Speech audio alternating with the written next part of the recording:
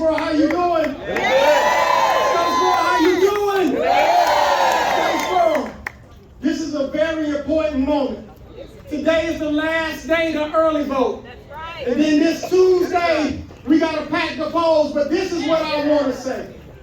When you think about individuals whose names are on that ballot, the question that you got to ask them is, where was they before they began the campaign? Now, if you can't remember them when we struggled through social justice, and you can't remember them when they stood beside us when our kids was killed in schools, and you can't remember them when we were fighting to expand Medicare, and if you can't remember them when we was fighting for social justice, then we can't remember them on election day. See, there's a reason why I'm sandwiched between a B. Wynn and a Stacey Abrams. It's because these two women have walked the walk and talked the talk. See, they stood with us when it wasn't popular, but it was the right thing to do. And so when you do the right thing, when it's not popular, you gotta do the right thing when it's on the front line. This is about us changing the state of Georgia and fulfilling the promise. Because see, somewhere I read about a nation that was founded on some fundamental beliefs. And amongst these beliefs was freedom, opportunity, hope. Well, how can you have hope when you don't have the right to vote? How can you have hope when you lay down in the bed and you can't get health care? How can you have hope when you're thinking about your children in school and wondering, will they be the next victim? How can you have hope being sandwiched between B. Wynn and Stacey Abrams? I can tell you that hope is on the ballot. Hope is what we are fighting for.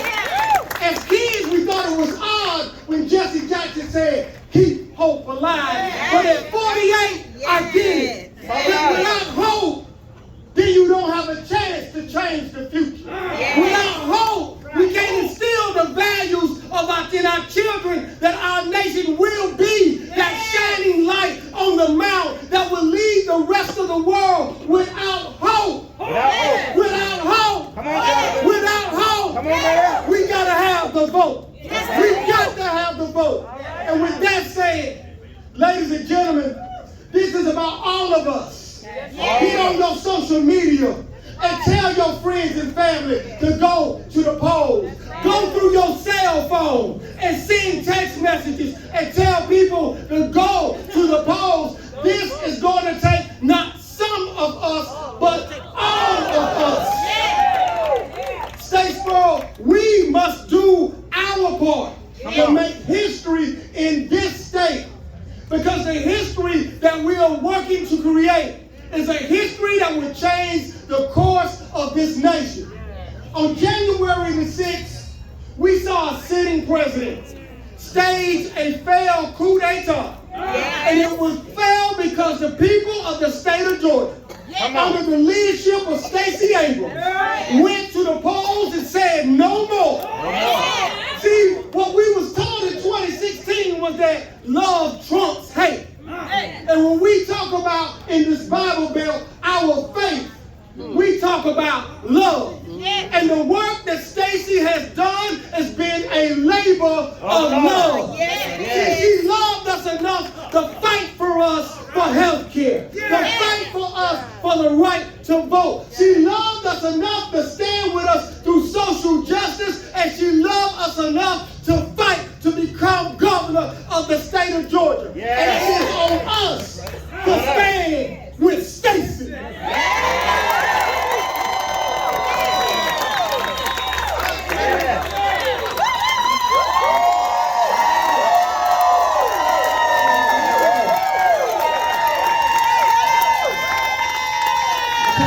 He gets a hug and a high five for that one.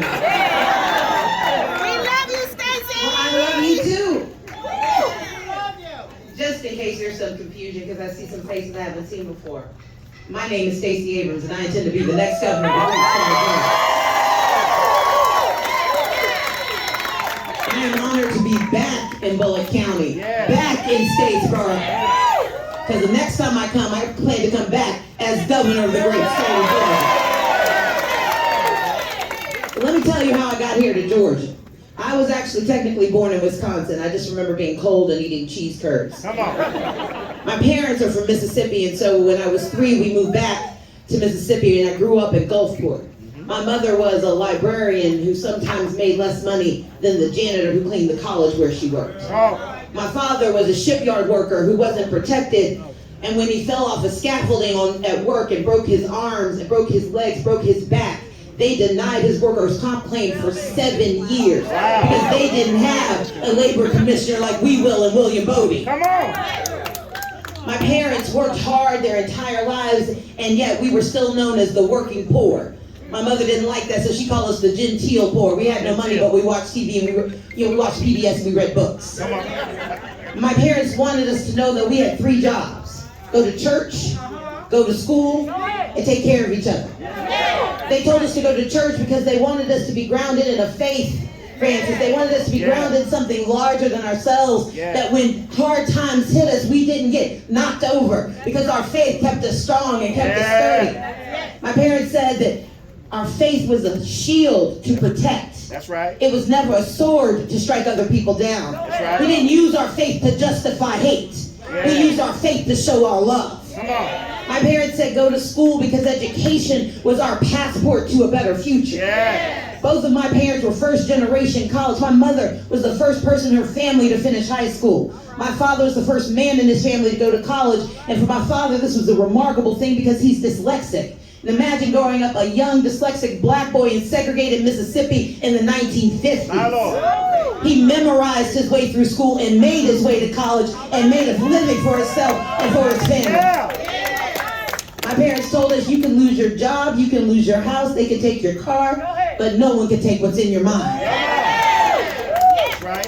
Education, church, faith, and then they said take care of each other. For my parents, that was the most critical issue. Part of it was that I'm one of 6 children and they need the free babysitting. Come on, you better believe it. But the core of it was that they believed that we were responsible for one another. That's right. My mother would tell us no matter how little we have, there was someone with less. Your job is to serve that person. And we had very little. We were living in a house without running water sometimes, and sometimes the lights got cut off. But on Saturdays, my parents woke us up and took us to volunteer at soup kitchens and homeless shelters. They would take us to juvenile justice facilities and to nursing homes, and we would say, Mom and Dad, you know we're poor too. And my father would respond, having nothing is not an excuse for doing nothing. That is why I'm standing here today, to do for the people of Georgia. But we moved here in 1989 because my parents were called into the ministry. My parents were admitted to Emory University, and while we were poor in Mississippi, we were just broke when we got to Georgia. The car that got us here died about a month after we landed here, and we lived in Decatur so they could go to Emory. But I was the proud attendee of DeKalb County Public Schools. You better talk about it. And in 1991, I graduated as valedictorian of Avenue High School. Thank you, I'm so proud of it 30 years later. Come on. But when you graduate as valedictorian in Georgia, you get invited to the governor's mansion to meet the governor. Now, I was mildly interested in meeting the governor, but I watched a lot of General Hospital and Dynasty as a child. I really wanted to go to a mansion. And so I eagerly awaited my appointed day. The Sunday I got to go, my parents and I got up, we got dressed, we went to church with the family, dropped them back at home, and then we went back outside to catch another bus. Because you see, we didn't have a car. And the only way we could move around Atlanta was on public transit. And I thought that was a miracle because we didn't have public transit where I lived in Gulfport. We didn't have a nice man who would drive us from place to place, kind of like we had a mansion and a chauffeur. And so we went to that MARTA station and we got on that bus and it took us from Decatur all the way to Buckhead. And we get off the bus, my mother and my father and I were walking across West Paces Ferry. We're walking up that driveway as cars come in from Bullock County and Toombs County, from Lowndes County and Lawrence County, coming down from Dade and Catoosa, bringing kids from 180 school districts. And when we get to the top of the driveway, we get to the guard gate and the guard comes out. And he looks at me and he looks at my parents and he says, "This is a private event. You don't belong here." Watch out. My dad Watch says, out. no, this is my daughter Stacey. She's one of the valedictorians. But he doesn't check the checklist that's in his hands. He doesn't ask my mother for the invitation that's in her purse. Come on. Instead, he looks over our shoulders at the bus that's pulling away, and it's not quite as nice as the bus behind me. Come The on. MARTA bus that pulls away is Testify. carrying janitors and nurses. Yes. It's carrying students on their way to school. Yes. It's carrying family members trying to see one another before another work week starts. Uh-huh. And whatever he sees on that bus, he doesn't believe is worthy of him being in that building, because he looks back at me and my parents and he sneers at us. And he said, I told you this is a private event. You don't belong here. Come on. Now I'm ready to run and catch that bus. But my mother has my arm in that death grip that you mothers learn the day we arrive on this earth.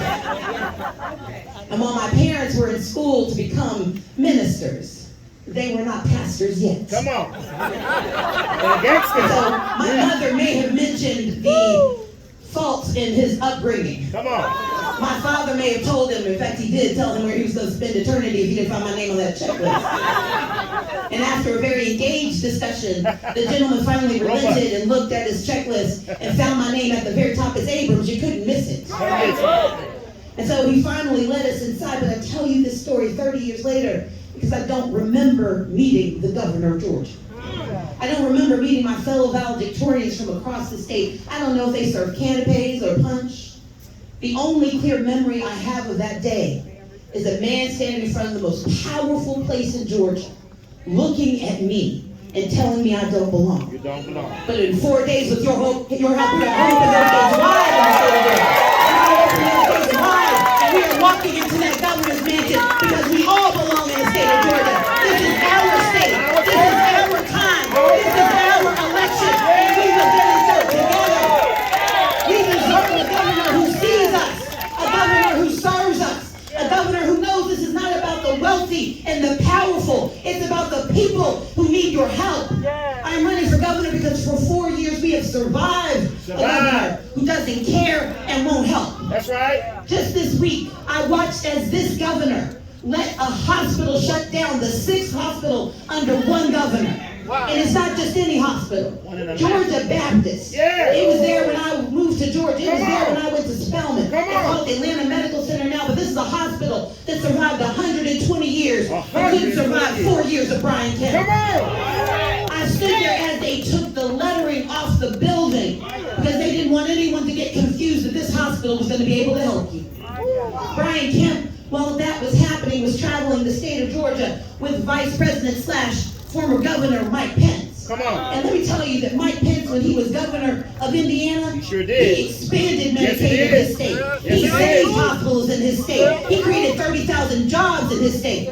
The next day, Brain Kemp got on the road with Chris Christie, who as governor of New Jersey Did the same expanded thing. Medicaid, Yeah. created 50,000 jobs, Yeah. saved hospitals in his state. Yeah. Then the next day he was with Doug Ducey, the governor of Arizona. Now Yeah. Doug Ducey's a little different. Doug Ducey didn't like Medicaid either. And his predecessor, a Republican, expanded Medicaid and he ran saying he was going to rescind it. But when he got into office, you know what he did? Kept it. Nothing. That's right.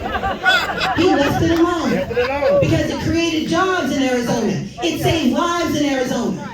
Now I'm here to tell you, math doesn't work differently in New Jersey, in Arizona, in Indiana than it does here in Georgia. Money is money, and lives are lives, and we need a governor who wants our lives to matter. We need a governor willing to invest in Georgia, and I will expand Medicaid in the state of Georgia. Medicaid expansion is more than just health care for the poor. It is how we get access to what we need. It is how our veterans who are being denied VA benefits get the health care they need. It's how the disabled who are this close to SSI but can't go across get the help that they need. It's how we take 7,000 people off of the waiting list and put them out of institutions and back into their homes. It is how working families take care of each other. It's how small business owners get their feet on the ground. Medicaid expansion is our money. Raise your hands if you pay federal taxes. Yes, yes. And you've already paid. You've paid $30 billion in Medicaid expansion, and Brain Kemp refuses to bring our money home. Refuse it. Well, I will tell you this: if he's refusing to do right, it's time for us to do right and get him out of here. That's right. That's right. But this is also about housing. I had an opportunity to be on a call with Mayor McCollar and with First Lady McCollar and others from Statesboro and the surrounding communities And we know that affordable housing isn't an Atlanta issue. It's a Georgia issue. It's an issue where this mayor, when you call him and talk about a landlord that's jacking up your rent and reducing your quality of life, he doesn't have the power to do a thing about it. And when Brain Kemp was asked what would he be willing to do, he said nothing, because he doesn't want to upset investors. Well, I'm not running for investors, I'm running for Georgia. And that's what I'm going to do. And just in case we get confused, the same day he was shutting down a hospital, this same governor shut down the portal for eviction rental assistance. This is a portal that has $400 million in it. Money that's already in the state of Georgia, thanks to Senator Raphael Warnock and Senator John Olson. And rather than put the money into the hands of people who needed to stay in their homes, Brain Kemp turned off the spigot, turned off the lights, and said, go home, but you can't get help here. Well, look, if he wants us to get evicted, I think it's time he gets his eviction notice from the people of Georgia. We need a governor who believes in health care, in housing, and in education. That's right. We need a governor who educates our children from cradle all the way to career. That's right. We need someone who understands that because we've got $1 billion sitting in the lottery fund, instead of students struggling to make ends meet so they can go to Ogeechee Technical College, we should do what we did before 2011 and make technical college free again in the state of Georgia. But we also need to recognize that the Hope Scholarship ain't what it used to be. That's right. And while we had to make some hard choices in 2010, that was a long time ago. That's right. Right now, we've got the ability to expand hope. Come on. To make sure you don't have to have an A or a B to go to college. Look, I'm running for governor because I think C students should still be able to see their way to the future. And I will get it done. And let's be clear, this isn't a far-off promise for some time in the next 4 years. I'm not giving you a promise on layaway like his little raise to our teachers. That's right. I'm here to tell you that by fall of 2023, we will have need-based financial aid in the state of Georgia under Governor Stacey Abrams. But while we're talking about that pay raise on layaway, let me talk to our educators. Right now, we make less money in the state of Georgia. We pay less money to starting teachers than every other state in our region, including Mississippi. Brain Kemp gave y'all a paltry $5,000 pay raise on layaway that doesn't meet the cost of inflation. In fact, you make less money in real dollars today than you did 20 years ago. Wow. And when we asked him what he would be willing to do, he said nothing. He has no plans to increase your pay. He thinks $5,000 is enough. This is a governor who has overseen an attrition rate of 67%, meaning that more than 33% of our teachers would rather quit and go work somewhere else than stay and teach in the state of Georgia. Well, I've got a solution for that. My solution is a starting salary of $50,000 for every educator in the state of Georgia. That when our teachers graduate from Georgia Southern, they graduate knowing they can take care of themselves and their families, and they're not going into debt to take care of our children. And for the educators who've been doing it already, an $11,000 pay raise is coming your way. You're going to get that done as the governor of Georgia. Now let me tell you how, because y'all are counting in your heads, you're like, that's a lot of money. We got it. But the thing is, Georgia has $6.6 billion in our banks right now. Right now. After we paid every bill. After we put 15% aside. Look, the good Lord only requires 10%. Georgia does 15%. After we've accounted for population growth. For this fiscal year, we've got $6 billion extra dollars. It's like Georgia hit the Powerball. And I'm here to tell you, if you vote with me, we're going to put 5 on it, aren't we? We're going to put 5 on that money, and we're going to have access to that money, and we're going to invest in our people. And you don't have to take my word for it. You can check my math. Check out my plan. I sent it to MIT to look at it, and they said I'm right, he's wrong. That's right. We can do this in the state of Georgia. We don't have to raise taxes. We just have to raise our expectations and raise up a new generation of leadership who actually sees and believes in Georgia. We need a governor who's going to invest in our small businesses the same way he likes to give money to big corporations. We need a governor who believes that a multiracial society should not allow 1% of the contract to go to 48% of the population and think that he's done something because he looked at it. He had to do a study. He could have cheated off my paper. I know what to do. Make me the next governor of the great state of Georgia. We need a governor who believes in our freedoms. And I will give him credit. The one thing Brain Kemp has excelled at for the last 4 years is attacking our freedoms. You can do that now. He spent 12 years attacking our freedom to vote. 8 as Secretary of State and 4 as Governor. But when we elect B. Wynn as our new Secretary of State, we are taking our power back. When we elect Jim Jordan as our next Attorney General, we're taking our power back. We need the freedom to vote in the state of Georgia. But we also need the freedom to be safe. That's right. Now he's going to tell you a lie after lie after lie. I don't want your guns.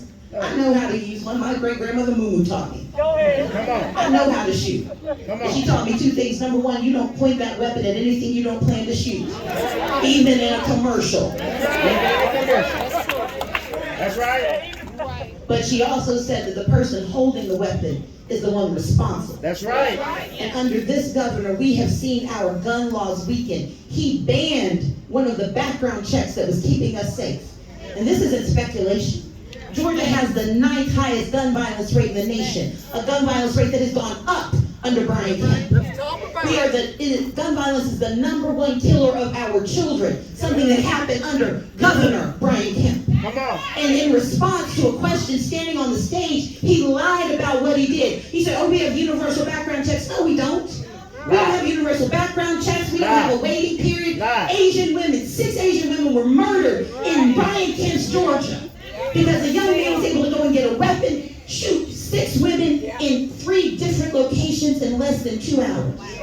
And his response, and Representative B. Wynn can tell you, his response was to introduce laws that same year to further weaken gun laws in Georgia. That's right.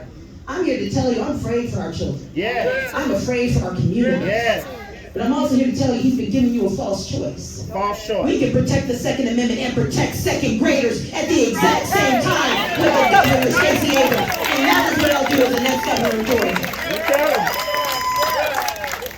He has attacked our freedom to be safe, our freedom to vote, and if you are a woman, he has attacked our freedom to choose. This is a man who is comfortable saying that Herschel Walker is entitled to his privacy, to his personal life. That's right. He can pay for an abortion, the woman's just not allowed to have one. Brain Kemp has excelled in hypocrisy in ways I could not have imagined, and I write fiction for a living. Come on. This is a man who has stripped women of their right to choose, and on Sunday when he was asked if he would make it worse, he said he thinks so. Think so. He just hasn't seen the bill yet. But he said on a hot mic he might ban access to certain contraception. He said he might ban access to IVF. He has already admitted that the law he has means that women could be investigated for miscarriages. And while he tried to walk it back, 52 different counties have said indeed that's how they read the law. Imagine having a miscarriage and having a sheriff knocking on your door. But under Brain Kemp's Georgia, he likes the Texas law where the person who sends them to you is your neighbor and they just got paid $10,000 for ratting you out. Brain Kemp has broke the promise of Georgia. It took a man to break the promise of Georgia.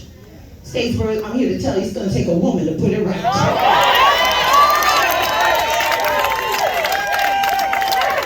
We can win this election. Yes, we can. We are already on the verge of victory, and you can tell by the desperation of the lies.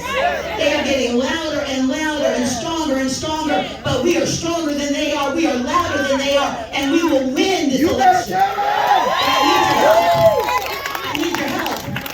We know that we have one more day of early voting. And if you've gotten a friend who hasn't turned out to early vote, you need to go find that friend. As B said, you should need to text your ex. But I need you to do even more. I need you to put 5 fingers up. Put 5 fingers up. I need y'all to put 5 on it. Say 5 on it. 5 on it. I told you we won the Powerball in Georgia, but you can put 5 on it. And if you give me 5 more votes, we can win this election. And if you don't know who to call, I'm going to tell you. Call people you're mad at. That's right. Call people who are mad at you. That's right. Call people you owe money. That's right. Call people who owe you money. Call people you broke up with. Call people you want to get with. This is an opportunity. But if we find 5 voters each, we will have more in the state of Georgia. We will have victory in the state of Georgia. Tell me, do you want more? Say more. More. Do you want more money in your pocket? Say more. More. Do you want more opportunity in your life? Say more. More. Do you want more freedom in your life? Say more. More. Do you want more for our children? Say more. More. Do you want more for our seniors? Say more. More. Do you want more for our farmers? Say more. More. Do you want more for our veterans? Say more. More. Do you want more for our students? Say more. More. Do you want more for our people? Say more. More. Do you want more for Bullock County? Say more. More.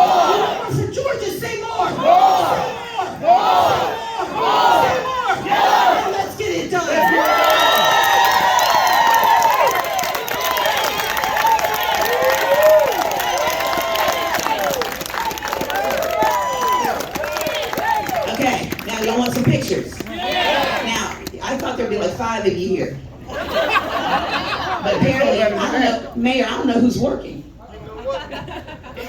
I'm just saying. I'm working right now for democracy. I'm just saying. I want to say thank you to all of you for being here. I want to say thank you to law enforcement for protecting us. And what we're going to do is we're going to divide into 3 groups. You can only be in one picture. We're going to do group pictures in front of this lovely bus. So I'm going to ask our distinguished guests to move over to the side. We're going to start here with you, ma'am, in blue. So right down here, down this line, from there over. Hold on, before you move. Y'all know the rules, y'all have all been to school. If you're tall in the back, if you are short in the front, if you are confused, you are short. Okay.